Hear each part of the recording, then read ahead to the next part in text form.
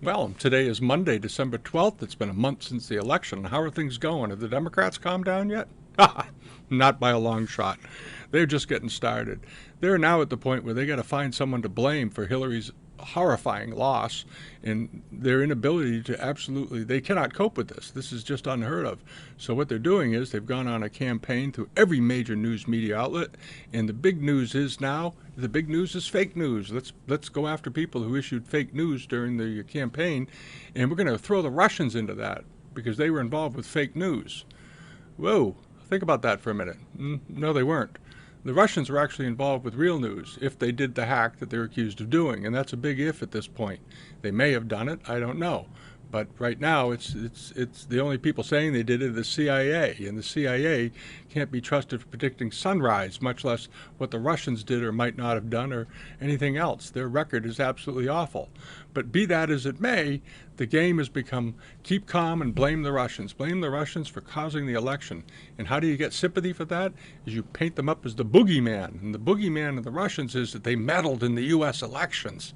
They meddled. Did they meddle? No, they didn't.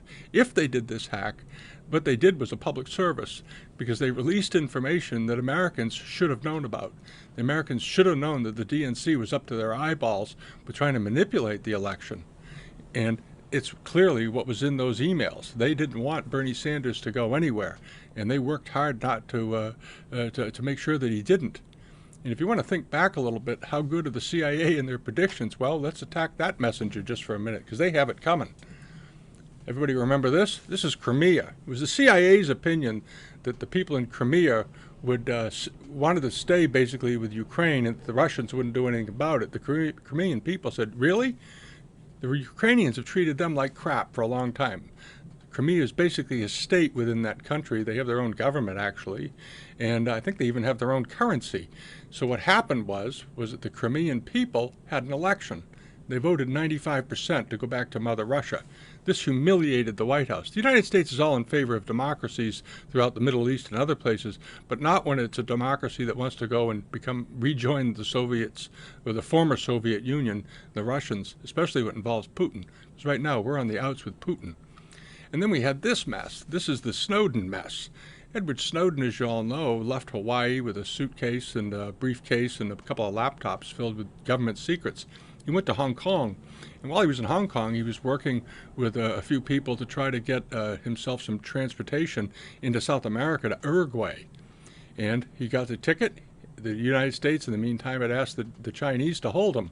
Well, the United States was on the outs with the Chinese at the time because they hadn't been getting along. Thank you, Hillary, again. And the Chinese said, no, we're not going to help you get him. And, well, we lost the paperwork, so off he goes. Then Snowden arrived in Russia. What happened then? Because the media now is saying that Snowden ran to the Russians. Well, that's a crock of shit, to be perfectly blunt. Edward Snowden landed in Russia, anticipating his ability at that point to get on another plane out of Russia shortly and head to South America. He found out that his passport and travel papers had been canceled by the State Department and the White House. So what that meant was he was basically stranded in Moscow.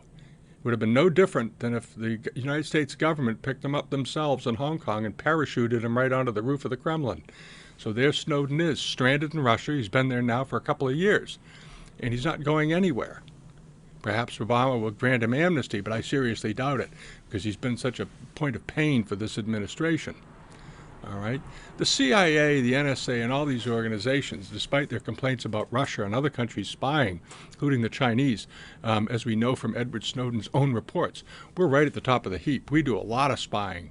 We're not as good as some other countries, but we're pretty good at it. And then, of course, you had Donald Trump. Donald Trump began fanning the flames about Russia last summer when it was in the media that the Russians might have hacked the DNC. Everybody was sort of getting a laugh out of it. And Trump made a joke while on the campaign that if the FBI were unable to find Hillary's emails due to her server problem from her time at the State Department, that perhaps the Russians could help them. The Russians might be able to find her emails. Well, that's all the Democrats had to hear. They were so desperate they began to run with that and attack Trump for being in cahoots with the Russians. He's working with the Russians. And that was all over the media. There's no proof to that at all. He does business there, but so did the Clintons. But that became the narrative. that Donald Trump was in cahoots with the Russians. Now, let's get back to the CIA and their predictive abilities and their analysis.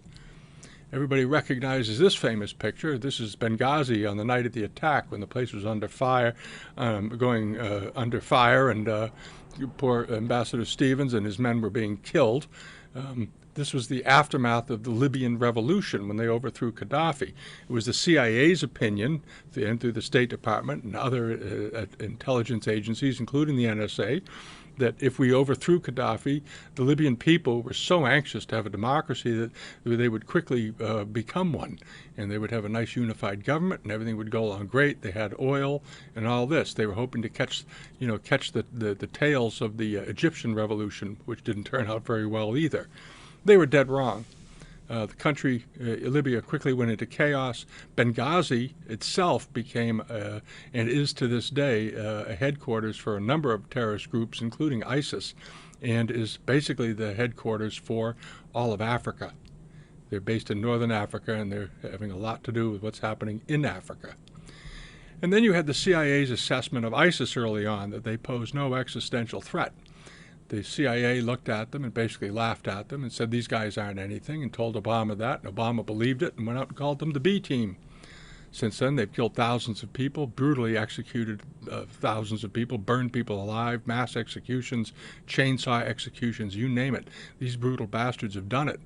But President Obama, using the advice of the CIA, really missed this one. And then this is Egypt. This is the second revolution in Egypt, when they overthrew the elected leader there, who was a friend of Mrs. Clinton's, and she referred to him as my good and close friend. He's now in prison. Okay, the CIA didn't see that one coming. All right, and then you had this. This is one of the most gruesome of them all. This was the aftermath of Assad's gas attack on his people.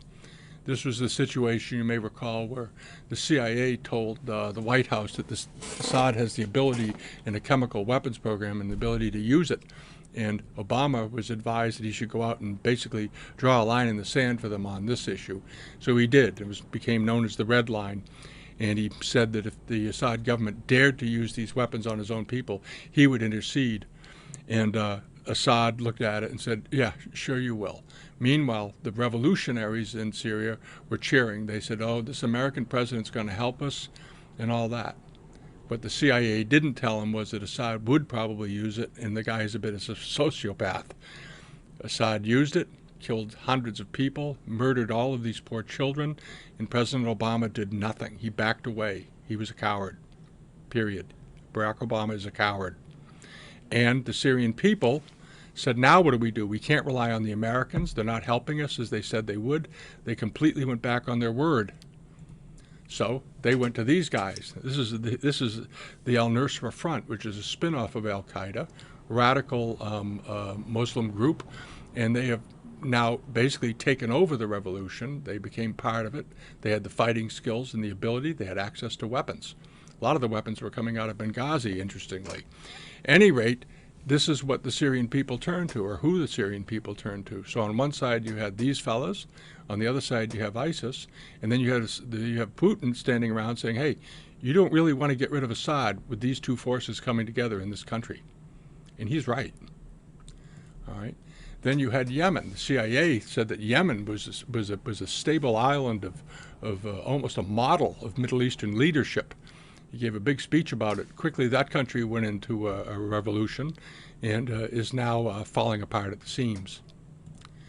So you have Hillary, and this is the latest spin from the DNC.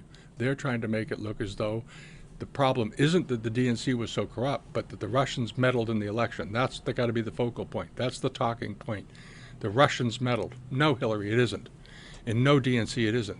The talking point is that you guys were trying to game the system, and you were trying to rig the election for your guy, for your woman. And Bernie Sanders got screwed in the process. And this is Debbie Wasserman-Schultz, who was hoping to get a cabinet post. She had to resign on the eve of the convention.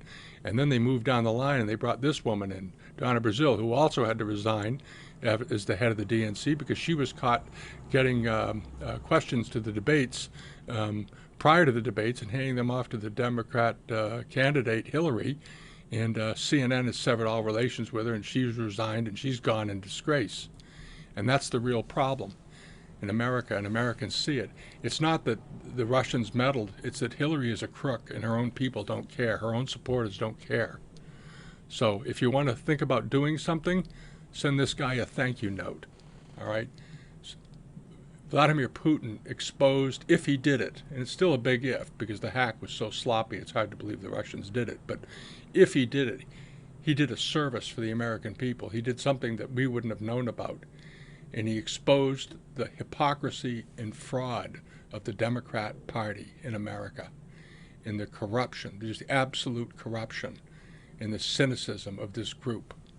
And Vladimir Putin this does not make him an enemy to America. It doesn't make him an enemy at all. He did the right thing, if he did it. Have a good day.